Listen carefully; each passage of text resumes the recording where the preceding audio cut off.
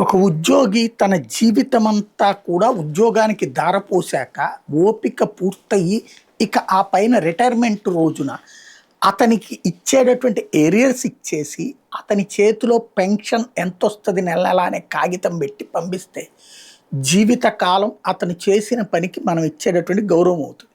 కానీ అలా ఇచ్చే పరిస్థితుల్లో ప్రభుత్వాలు లేవు. వరుసగా రాష్ట్ర విభజన తర్వాత చంద్రబాబు నాయుడు టైంలో 2014-19 మధ్యలో కొంత బకాయిలు పెడితే వాళ్ళకి కొన్ని ఏరియర్స్ పెడితే దాన్ని తీర్చామని చెప్పినటువంటి జగన్మోహన్ రెడ్డి ఓ 25,000 కోట్ల దాకా పెడితే ఇప్పుడు అది 40,000 కోట్ల రూపాయలు అయింది.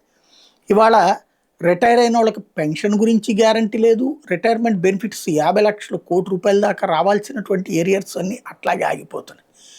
వాటి కారణంగా సఫర్ అవుతున్నారు. ఆ ఇంపాక్ట్తో ఇంకోటి డిఏలు ఇవి 6 నెలలకు ఒకసారి వచ్చే డిఏలు ఇవ్వట్లేదు. డిఏ ఇచ్చినటువంటి వాటికి డిఏ బకాయిలు ఇవ్వట్లేదు. అంటే ఫర్ ఎగ్జాంపుల్ 2019 సంవత్సరంలో జనవరిలో డిఏ ఇప్పుడు రిలీజ్ చేశారనుకుందాం. డిఏ డబ్బులు వచ్చినాయి అని అనుకుంటే బట్ ఈ 5 ఏళ్ల పాటు ఆ బకాయి ఉంటుంది కదా, అప్పుడు ఆ డిఏ ఎప్పటి నుంచి అమలు కావాలి, అప్పటి నుంచి అమలు అవ్వాలి.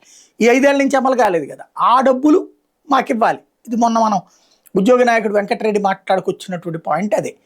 ఇలాంటి బకాయిలన్నీ కూడా ఇప్పుడు పేరుకుపోయి 40,000 కోట్లయినాయి. ప్రభుత్వం నుంచి ఎలాంటి స్పష్టమైన హామీ ఉండట్లేదు. ఇదిగో మేము ఇన్ని రోజుల్లోపు చేస్తాము, ఇలా చేస్తామని కనీసం ఒక రోడ్ మ్యాప్ కోరుతున్నారు. అంటే ఈ 40,000 కోట్లు ఎలా తీరుస్తారు, ఏడాదికి 5,000 కోట్లు తీరుస్తారా, ఏడాదికి 10,000 కోట్లు తీరుస్తారా ఏంటి అన్న స్పష్టత లేదు. ఇప్పుడు ఫ్రెష్ వాళ్ళకి ఎప్పటికప్పుడు రిటైర్మెంట్ బెనిఫిట్స్ ఇవ్వడము అన్న ఫ్రెష్ లేదు.